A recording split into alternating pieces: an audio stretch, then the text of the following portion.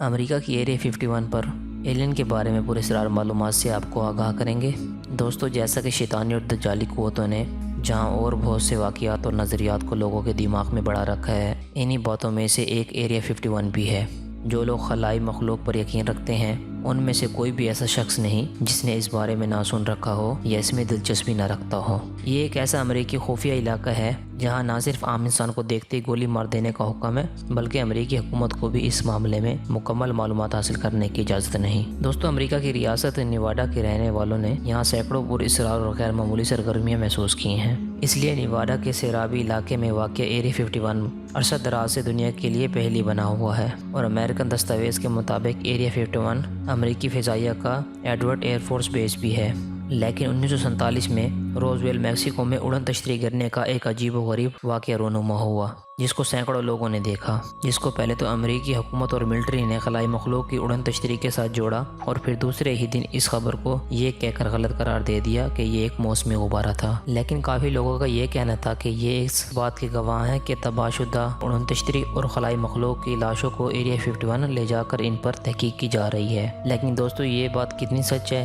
ایک عام انسان کبھی معلوم ہی نہیں کر سکتا، کیونکہ ایریا 51 میں عام شخص کو دیکھتے ہی گولی مار دینے کا حکم ہے، اور اس کے علاوہ تمام امریکی اداروں کو بھی معلومات سے محروم رکھا گیا ہے۔ اور مزے کی بات تو یہ ہے کہ ایریا 51 میں سے کوئی معلومات چوری ہونے کا بھی ڈر نہیں، کیونکہ وہاں کوئی ٹی وی ریڈیو کے نہ تو سگنل آتے ہیں اور نہ ہی وہاں انٹرنیٹ کا نظام ہے۔ ناظرین، ایریا 51 میں کام کرنے والوں کو اپنے کام کی نوعیت بتانے کی بھی اجازت نہیں ہے۔ اگر کوئی شخص کسی قانونی مسئلے کی وجہ سے اس بات کو ظاہر بھی کر دے تو اس کو 10 سال قید کی سزا سنا دی جاتی ہے۔ یوں ایریا 51 کا وجود 1955 سے قائم ہے، لیکن حکومت ہمیشہ اس کے پراسرار وجود سے انکار کرتی رہی ہے۔ لیکن آخرکار جب عوام کا دباؤ زیادہ بڑھا تو 2013 میں پہلی بار اس کا وجود تسلیم کیا گیا، لیکن اس کا اصل مقصد پھر بھی لوگوں سے چھپایا گیا، اور 58 سال تک اس وجود کو چھپانے سے یہ مقام مزید پراسرار بن گیا۔ دوستو، بے شک ایریا 51 ایک پراسرار راز ہے، اور اس سے متعدد نظریات بھی جڑے ہیں جن سے امریکی حکومت انکار کرتی ہے۔ تاہم ان نظریات کو ماننے والے بھی بہت سے ہیں، اور کیونکہ اس علاقے میں کئی لوگوں نے عجیب قسم کے اڑنے والے جہاز نما چیزیں دیکھی ہیں، تو اس ایریا 51 پر کئی فلمیں اور ڈاکومنٹری بھی بنی ہیں، اور ہزاروں ناولوں میں اسے خلائی مخلوق کا ریسرچ سینٹر بھی بتایا گیا ہے۔ اس کی دوسری وجہ یہ ہے کہ 1999 میں لاس ویگس ٹی وی چینل پر رابرٹ لیزر نامی ایک شخص نے کہا ہے کہ وہ ایریا 51 میں کام کر چکا ہے، بلکہ وہاں جو ٹیکنالوجی استعمال ہوتی ہے وہ باقی دنیا سے 100 سال ایڈوانس ہے، اور وہ ٹیکنالوجی ایریا 51 والوں نے میکسیکو میں گری ہوئی اڑن تشتری سے ریورس انجینئرنگ کے ذریعے حاصل کی ہے، اور اس کا دعویٰ تھا کہ وہ خلائی مخلوق کی اڑن تشتری پر ریورس انجینئرنگ پر کام کر چکا ہے، اور اس خفیہ علاقے میں کئی اڑن تشتری بھی موجود ہیں۔ مگر امریکی حکومت نے اس شخص کو جھوٹا اور ڈرامے باز کہہ دیا۔ خواتین و حضرات، 2004 میں ڈان بیوریش نامی ایک اور امریکی شخص نے ایریا 51 میں کام کرنے کا دعویٰ کیا، اور کہا کہ ایریا 51 میں خلائی مخلوق کی لاشوں پر تجربات کیے جا رہے ہیں، اور وہ خود بھی جیروت نامی خلائی مخلوق پر ریورس انجینئرنگ کا کام کر چکا ہے۔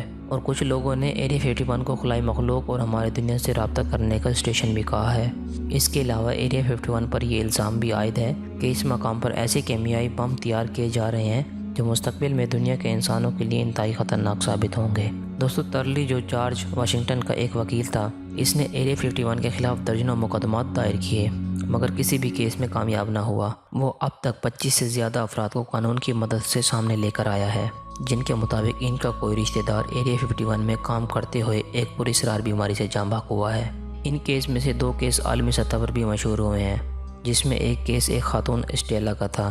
جس کا شوہر ایریا 51 میں کام کرتے ہوئے بیمار ہوا۔ اسٹیلا کا کہنا تھا کہ جب اس کا شوہر ایریا 51 سے کام کر کے گھر آیا تو اس کے بعد اس کی جلد بالکل مچھلی کی طرح ہو گئی، اور اس کے جسم کے نچلے حصوں سے اس طرح خون بہنے لگا جیسے وہ شخص اندر سے شدید زخمی ہو۔ اسٹیلا کے پاس اسپتال کی وہ رپورٹیں بھی موجود تھی جس میں اس کے شوہر کی بیماری کو نامعلوم، لا علاج اور زہریلے کیمیکل کا ریئیکشن قرار دیا گیا تھا۔ اسٹیلا کا الزام تھا کہ اس کے شوہر پر ایریا 51 میں کوئی زہریلے کیمیکل آزمایا گیا ہے۔ کئی سال تک وہ ترلی کی مدد سے کیس لڑتی رہی، اور گورنمنٹ اس کی باتوں کو نیشنل سیکورٹی کا بہانہ قرار دے کر رد کرتی رہی، اور آخرکار اسٹیلا اپنی 70 سال کی عمر میں 1955 میں انتقال کر گئی، اور اس کے ساتھ اس کا کیس بھی بند ہو گیا۔ بہرحال